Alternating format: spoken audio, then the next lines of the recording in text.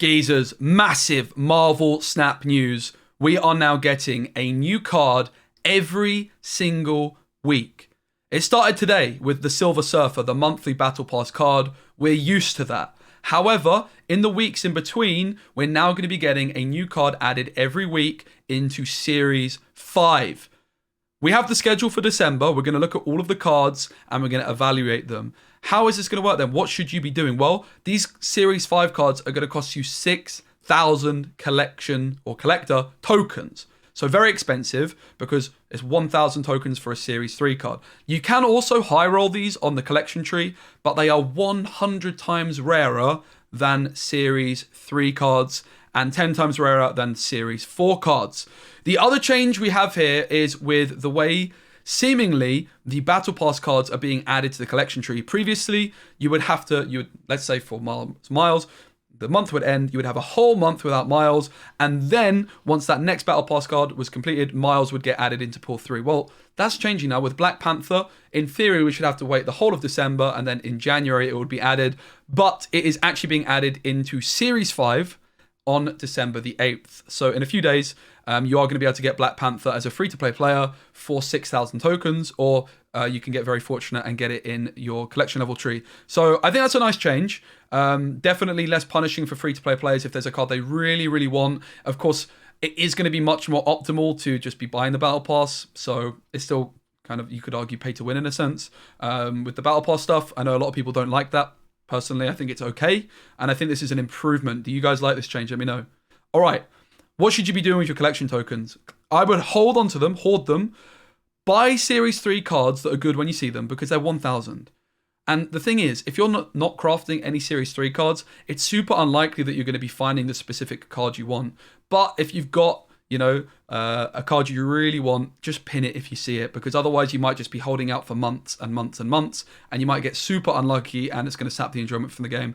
So I wouldn't just tunnel vision on a certain card, particularly if you don't have a complete Series 3, because, like I said, it could take you months. Let's look at the cards. We've got Silver Surfer today. Great card. Fantastic. I think it's actually pretty overtuned.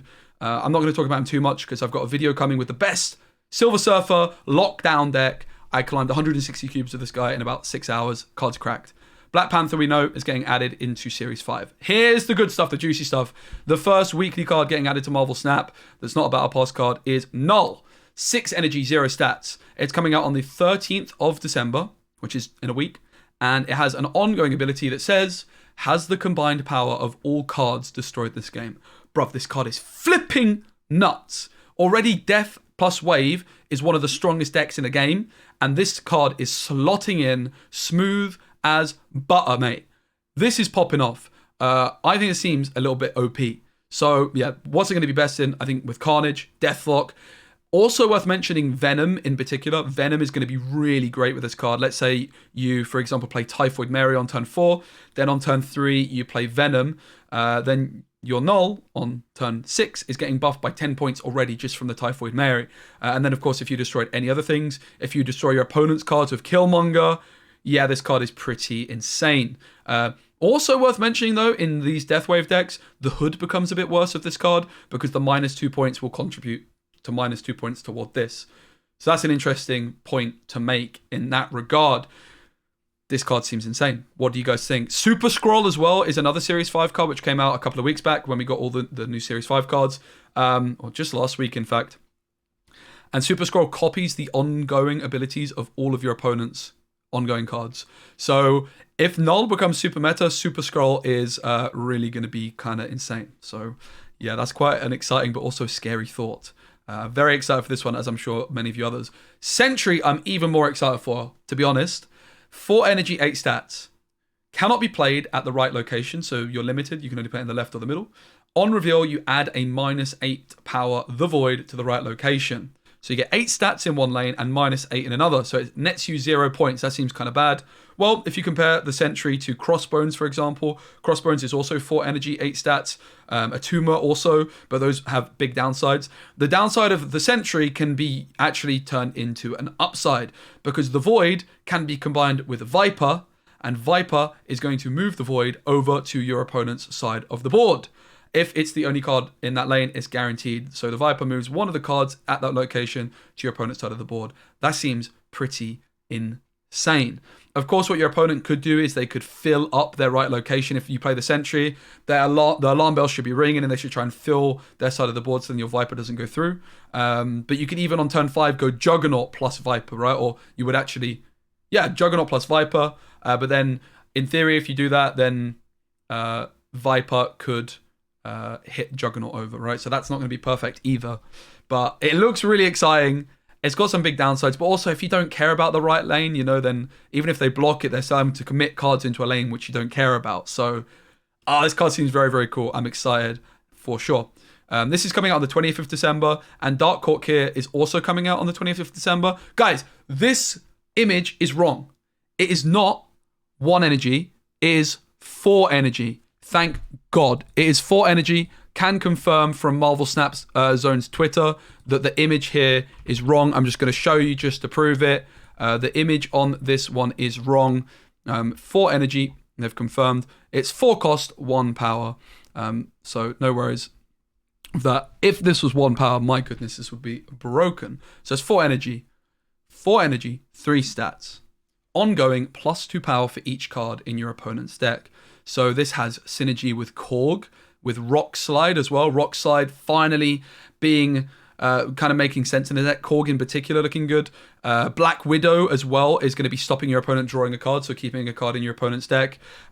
Really, really excited to see Dark Orc in action. So for 4 energy, you're wanting to get probably around 10 stats from this total, maybe a little bit more, a little bit less. So you're going to be wanting your opponent to have at least 4 cards in their deck. That's going to be 11 stats, 3 or 4. Now, bear in mind, if your opponent doesn't play any cards which draw them cards, they are going to end the game.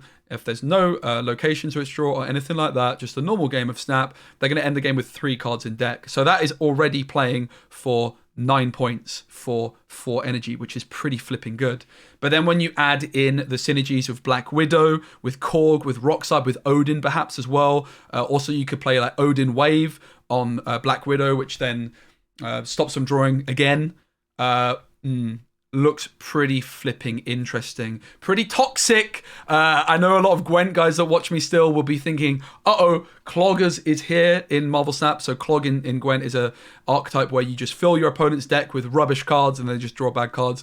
It's kind of that similar vibe with Dark Hawk here, and he's going to be the big payoff for doing that. So really excited for these new cards. We also do have Zabu, who's leaked as the next Battle Pass card. 3 energy, 2 stats. Ongoing, your 4 cost cards cost 2 less.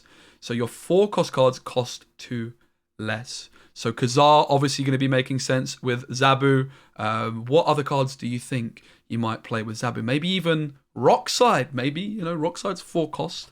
So he's similar to Sarah, but only with 4 cost cards. Shang-Chi is going to be nice and cheap. Enchantress, Super Scroll, like all these kinds of interesting tech cards have just become a lot cheaper. Spider-Man as well.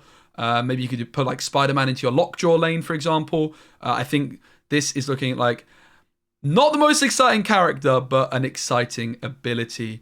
Guys, that is all I am going to do for this video. Of course, we've got the Season Pass cards, and then the cards which are being added to Series 5. You can get them in the collection shop for 6,000 tokens. You can get them from the collection tree, but 100 times rarer than your typical pull 3 cards. So I would just advise, craft the Series 3 cards you see, which you like the look of, and then if you see one of these cards, pin them. You might want to just save up so you've got the credits for when you see that card, you can just get it instantly, but that's up to you. Personally, I'm going to be saving up all my tokens because, I want to make content with the brand new card each week, but I also have a complete Series 3, so I'm quite likely to see these cards early on. If you don't have those cards early on, you're kind of unlikely, right? So yeah. If you guys enjoyed the video, make sure you like it. Silver Surfer deck coming soon. It's a banger. Nice one, geezers. Deuces.